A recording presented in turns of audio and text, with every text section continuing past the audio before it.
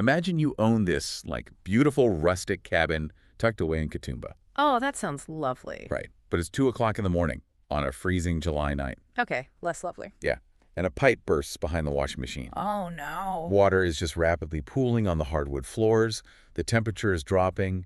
And a family of 5, who, by the way, paid a huge premium for a relaxing winter getaway, they're standing in the dark, shivering and frantically trying to reach someone. That is basically the worst case scenario. Exactly. And meanwhile, you are 100 miles away, fast asleep in Sydney, completely unaware that your asset is taking on water and your guest's vacation is just actively imploding. Yeah. Suddenly, that tantalizing illusion of, passive income that you see constantly peddled by real estate influencers on social media, it feels a lot more like a living nightmare. It really shatters the myth completely, doesn't it? I mean, the idea that you can just buy a cute property, throw it up on a booking site with a few nice iPhone photos, and just passively watch the revenue roll in while you sit on a beach. Right, the dream. Yeah, the dream. But it's a fundamental misunderstanding of the short-term rental industry. Running a successful short-term rental is absolutely not an investment strategy you can just put on autopilot. No, definitely not. The daily logistics, the relentless guest expectations, the triage of unexpected maintenance. It requires the exact same level of active, meticulous operational intensity as running a boutique hotel. A boutique hotel. And if you treat it passively, the market algorithm will punish you severely. Okay, let's unpack this. Because that exact disconnect between expectation and reality is our mission for today's deep dive. Yes, it is. We are exploring a really fascinating stack of case studies, market reports, and operational breakdowns from Hosting. They're a premier management service operating specifically in the Blue Mountains region of Australia. And they have some very compelling data. They really do. By looking at their materials, we're going to uncover exactly why a hyperlocal, technology-led management approach systematically crushes the traditional set-and-forget rental model. Right. Because the sources we're looking at make a very strong case. The defining factor of maximizing your property's yield isn't actually the property itself, is it? No, it's really not. Unlocking a property's true performance potential depends almost entirely on the operational engine running behind it. It's about matching the management style to the unique geography and the highly specific guest behavior of that specific region. Yeah, you can't just copy-paste. Exactly. You cannot overlay a generic city management template onto a volatile seasonal tourist destination and just expect it to work. So before we analyze how Hosting's specific machinery actually operates, I think we first need to understand the unique battlefield they're operating on. The Blue Mountains. Right. This market is a completely different ecosystem from, say, a downtown commuter hub. If you try to manage a property here using the same playbook you'd use for a high-rise apartment catering to corporate travelers, well, the data suggests you're just going to bleed revenue. Oh, absolutely. Because in a major city, demand is relatively linear. You have business travelers, you have convention attendees, people relocating for a month or two. Very steady. Very steady. But the Blue Mountains demand curve is driven by emotion and highly specific events. Right. Holidays. Yeah, people are traveling there for romantic weekend escapes, family school holidays, dedicated bushwalking trips, weddings, or, the Winter Magic Festival. Which is huge. Massive. So that creates a highly volatile demand curve characterized by massive peaks and deep valleys. But the complexity actually goes even deeper than that. How so? Well, the Blue Mountains is not just one big homogeneous zone. It encompasses incredibly distinct micro-markets. Yeah, looking at the sources, the spread across these communities is massive. I mean, you've got Katoomba, Leura, Blackheath, Wentworth Falls, Medlow Bath, Mount Victoria. And it keeps going. Right. It extends right down the mountain to places like Hazelbrook, Lawson, Woodford, Linden, and Bullaburra. And here's the thing. Each of those micro-markets attracts a vastly different demographic with totally different pricing tolerances. Right. A couple booking in Medlow Bath is different from a family in Katoomba. Exactly. A couple booking a secluded luxury cabin with a fireplace in Medlow Bath is seeking a completely different psychological experience than a family of 6 looking for a 4-bedroom house near the town center in Katoomba for a weekend of sightseeing. I imagine the expectations are vastly different, too. Completely. The couple in Medlow Bath expects, high-end linens, artisanal coffee, absolute quiet. But that family in Katoomba, they need robust Wi-Fi, a massive kitchen, and they want to be right near Echo Point. Okay, so in a traditional retail sense, managing a property across these distinct suburbs It feels a lot like running a highly specialized outdoor gear shop rather than a big box supermarket. I like that analogy. Right.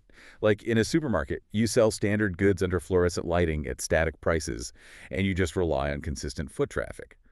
But in a specialized gear shop, the customer expects the staff to know exactly which technical boot they need for a specific, jagged terrain. What's fascinating here is the underlying mechanism of that gear shop analogy. Because in a big box store, pricing is static because the product is a commodity. A can of soup is a can of soup. Exactly. But in the short-term rental market, applying that supermarket static pricing to a highly specialized micro market means you are fundamentally mispricing your asset every single day. Wow, every day. Yeah. If your management strategy treats a bustling winter festival weekend in Leura the same as a quiet rainy Tuesday in Blackheath, you are either overpricing and sitting completely empty, or you are severely underpricing and letting significant revenue just slip through your fingers. And if hyperlocal nuance is the only way to actually capture that fluctuating revenue, it kind of completely reframes how we should look at the typical property management options available to an owner. It really does expose some structural flaws. Yeah. Looking at the sources, owners typically default to 4 categories of management. Let's run through them real quick because it highlights what we're talking about. First, you have the national Airbnb managers. The Goliaths. Right, the Goliaths. They have massive scale across the country. Second, you have the large local holiday rental agencies, the legacy players who have been in the area for decades. And then you have the traditional real estate property managers. But their entire business model is built around signing 12-month leases and doing, like, quarterly inspections. Not nightly turnovers. Right. And finally, you have basic co-hosts, which is often just a localized individual who handles messaging and maybe lets the cleaner in. Okay, but here's where it gets really interesting. Let me challenge this entire premise for a second. Yeah. We just established that managing these properties requires immense operational intensity, right? Yeah. So a massive national manager like Vacasa or some huge Airbnb conglomerate, they have a multi-million-dollar tech stack, around-the-clock call centers, a whole team of Silicon Valley data scientists writing their pricing algorithms. They do. How on earth does a boutique, hyperlocal agency in the Blue Mountains beat a billion-dollar algorithm? Wouldn't scale be the ultimate advantage here? Actually, no. Scale actually becomes their biggest liability in a micro market. Really? Yeah. A massive national manager's algorithm looks at macro trends. So their data scientists might look at the Blue Mountains as one big aggregated data block. Oh, I see. They lack the boots-on-the-ground intelligence to know that, say, a specific local event causes a 3-block radius in Leura to spike in value by 400%, while a town just 2 train stations down sees 0 bump in demand. Right. The algorithm misses the street-level details. Exactly. Furthermore, the large legacy holiday agencies often suffer from institutional inertia. They are notoriously slow to adopt modern dynamic pricing software or real-time communication tools. And those traditional real estate agents we mentioned, they simply aren't built for the nightly triage of a boutique hotel. Their systems are designed to handle a broken dishwasher over the course of 3 weeks, not 3 hours before the next guest checks in. Which is exactly why USAM Hosting sits in this highly effective middle ground. The sources detail how they utilize a boutique technology-led approach focused exclusively on local Blue Mountains performance. So they aren't trying to be everything to everyone everywhere. No, they are not distracted by trying to balance an algorithm for a beach house in Sydney while managing a ski lodge in another state. They take the sophisticated technology you'd expect from a national Goliath and point it entirely at the local nuances of the mountain communities. That makes a lot of sense. But, we can talk about pricing algorithms and local knowledge all day, but honestly, none of that matters if the guest arrives and the front door won't unlock or the sheets are dirty. The guest experience is everything. It really is. The sources give us a look into Hosting's invisible operational engine room, and the mechanisms they use to prevent those exact disasters are genuinely impressive. They utilize highly integrated systems for guest communication that go way beyond just, sending a confirmation email. Oh, yeah. It's a continuous, automated loop designed to proactively manage expectations. Proactively, that's the key word. Definitely. By sending clear pre-arrival messaging, hyper-specific check-in instructions tailored to the quirks of mountain properties, and ongoing support check-ins during the stay, they effectively eliminate the friction points that lead to guest frustration. Right, like if a guest knows in advance exactly how the tricky driveway gate operates, they don't arrive stressed out in the dark. Exactly. And then there's the cleaning coordination. Oh man, the turnovers. Without software, managing turnovers across scattered mountain suburbs is like conducting an orchestra blindfolded. Just noise and chaos. Pretty much. You have cleaners showing up to properties that haven't checked out yet, missing towels or maintenance issues slipping through the cracks, but hosting connects their management software directly into the booking APIs. Which is huge. It is. The mechanism there is crucial. Instead of a cleaner writing Tuesday on a physical calendar, the software does all the heavy lifting. The moment a guest checks out, the system can trigger geofence notifications to the cleaning team. Geofence notification. Yeah, so it knows when they arrive and leave, Right. and it automatically orders the exact configuration of fresh linen required for that specific property's next booking. Oh, wow. It even immediately flags maintenance if the outgoing guest mentions, say, a wobbly chair in their checkout survey. It just entirely removes human error from the logistics chain. So if we connect this to the bigger picture, all of this invisible choreography serves one singular critical purpose, right?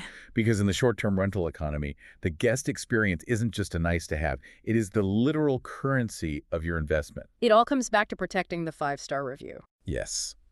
The 5-star review. The algorithm on platforms like Airbnb is absolutely ruthless. Fast issue resolution and immaculate cleaning directly protect that review score. A single bad review complaining about a dirty bathroom or a broken heater in the middle of a Blackheath winter does measurable financial damage. Measurable damage. Yes.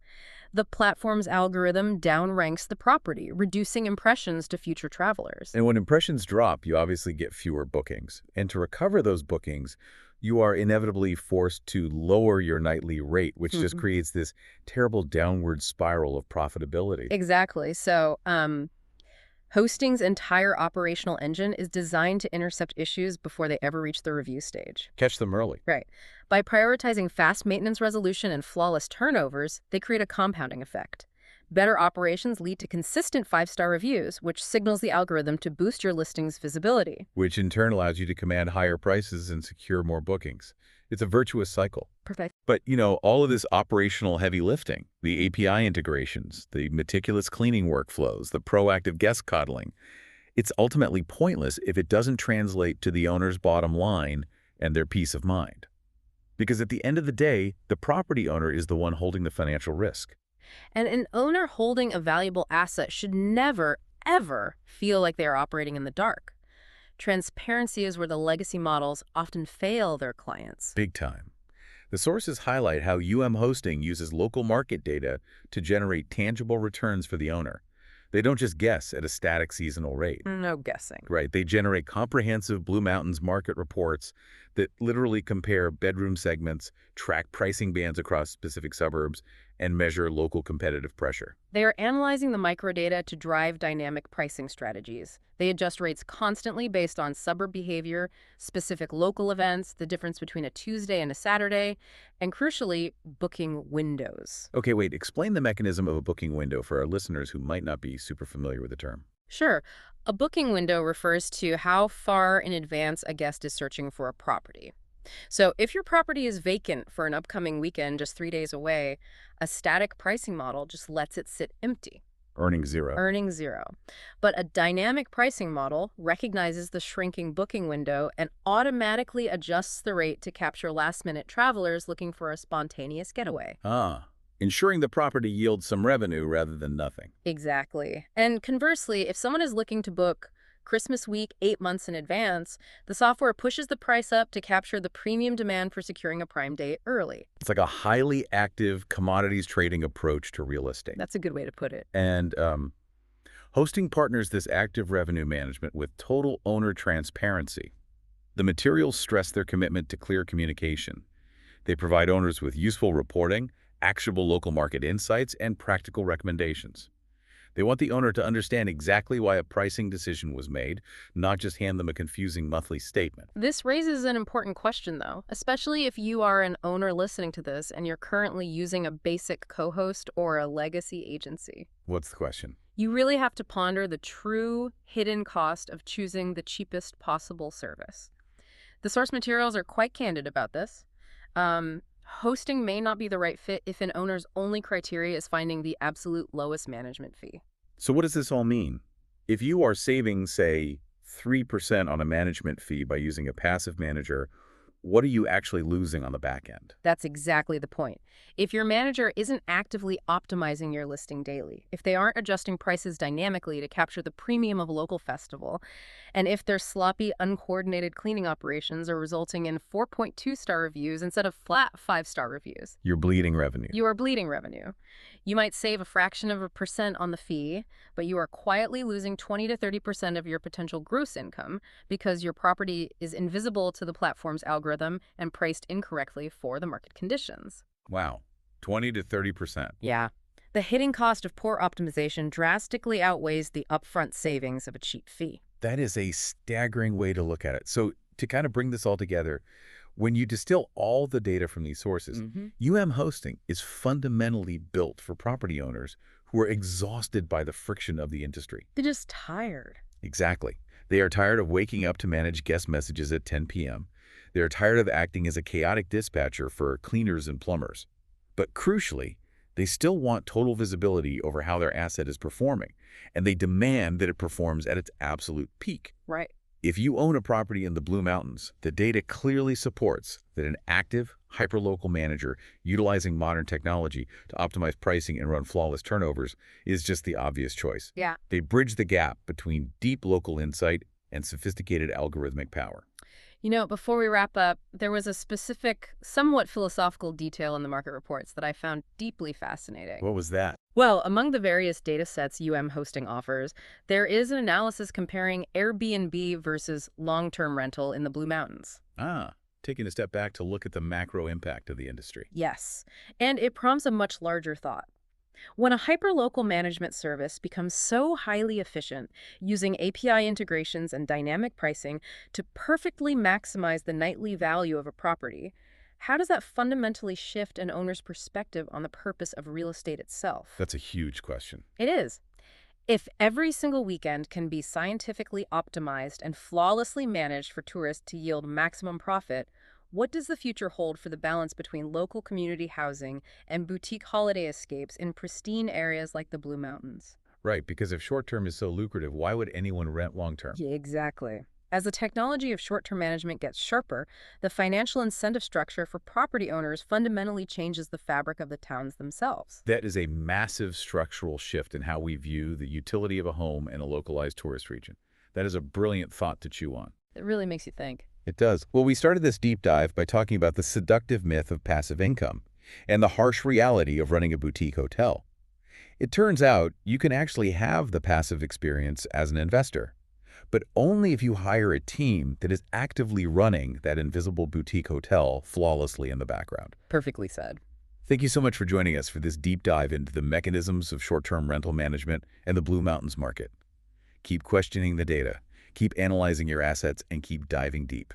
Goodbye, and thanks for listening.